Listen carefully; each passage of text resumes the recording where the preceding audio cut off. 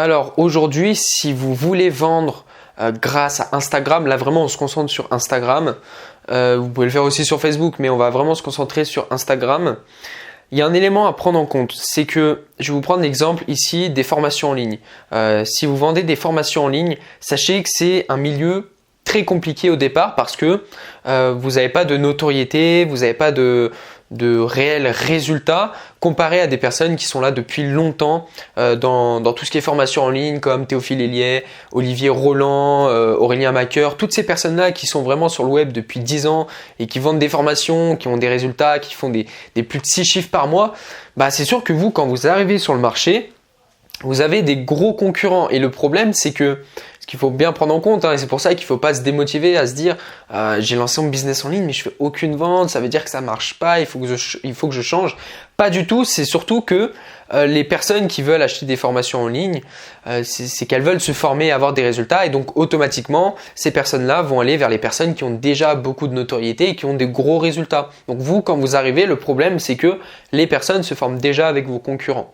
Donc je vais vous donner une méthode très simple à utiliser, c'est vraiment simple et vraiment ça va propulser vos résultats. Vraiment c'est un truc énorme qu'il faut mettre en place, enfin ce que je conseille vraiment à mettre en place si vous débutez. Vous pouvez faire comme vos concurrents, je dis pas que ça marche mais ça va prendre, je dis pas que ça marche pas mais ça va quand même prendre plus de temps.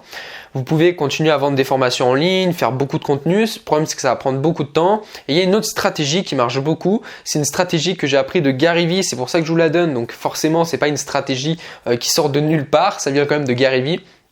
C'est de proposer des prestations gratuites. Donc je m'explique. Par exemple, vous vendez des formations comme moi. Par exemple, vous vendez des formations sur Instagram pour aider les gens à se développer sur Instagram. Le problème, c'est qu'il y a quand même pas mal de concurrents et ça se développe de plus en plus. Donc vous pouvez vous démarquer en faisant quelque chose de totalement différent. C'est simple. Vous allez, c'est vraiment, je vous donne une stratégie de Gary Vee, donc c'est pas n'importe quoi. Vous allez aller voir des personnes qui sont déjà influents dans, pas forcément dans ce domaine, mais en tout cas sur Instagram, des personnes qui ont beaucoup d'abonnés. Par exemple, 50 000, 100 000 abonnés. Si vraiment vous voulez vendre une formation sur Instagram, c'est que forcément vous avez des compétences sur Instagram. Au cas contraire, revoyez votre plan, formez-vous, mais si vous vendez une formation, c'est que vous voulez aider les personnes aussi à se développer. Donc déjà en premier point, je vais quand même le marquer sur le tableau, vous devez avoir des résultats. Parce que si vous vendez une formation en ligne sur Instagram et que ça fait à peine une semaine que vous avez des compétences et que vous avez un compte qui a à peine 20 abonnés, ça ne veut pas forcément dire que vous êtes nul ou quoi que ce soit, mais je vous conseille vraiment d'avoir d'abord des résultats pour montrer aux personnes que ça marche. Donc premier point, des résultats. Ensuite, deuxième point, des témoignages. C'est vraiment tout ce qui va faire, c'est vraiment ce qui va faire la différence. Et là, c'est pour ça que je vous conseille ça, c'est d'aller voir des personnes qui sont influents, qui ont 50 000, 100 000 abonnés et de leur proposer des prestations gratuites. Par exemple, vous allez voir un influenceur qui a 100 000 abonnés, une bonne communauté. Vraiment, vous allez cibler des personnes qui peuvent vous apporter du monde, d'accord ? Et vous allez par exemple gérer leur compte ou leur donner des stratégies Instagram gratuitement. Et en échange, vous leur dites voilà, vu que je vous fais ça gratuitement, en échange, je vous demande juste un témoignage, des recommandations. Là, je pourrais le noter aussi. Les recommandations, c'est pas forcément faire un témoignage du style merci à Robert pour ses stratégies sur Instagram, mais dire à sa communauté Robert m'a donné des stratégies, donc contactez-le sur ce compte pour vous aussi exposer votre Instagram. Vraiment avoir des recommandations, des personnes qui vous recommandent tout simplement. Donc vraiment faire du relationnel. Je le marque quand même dans le 2 parce que ça va ensemble avec les témoignages.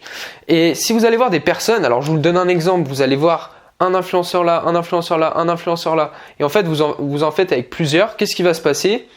Et tout simplement, vous allez avoir des réseaux qui se multiplient, c'est-à-dire que si vous avez une personne qui a 100 000 abonnés, une autre à 50, une autre à 60, une autre à 70 000 qui vous recommandent, qui disent en story allez contacter telle personne, il m'a aidé gratuitement à me développer, enfin pas gratuitement mais ça faut pas qu'ils le disent en story parce que sinon les gens vont penser que vous faites tout gratuit, mais si elles disent en story ces influenceurs que vous avez aidé gratuitement, si elles recommandent à leurs abonnés à chaque fois d'aller voir telle personne, c'est le meilleur dans son domaine, et qu'est-ce qui va se passer ?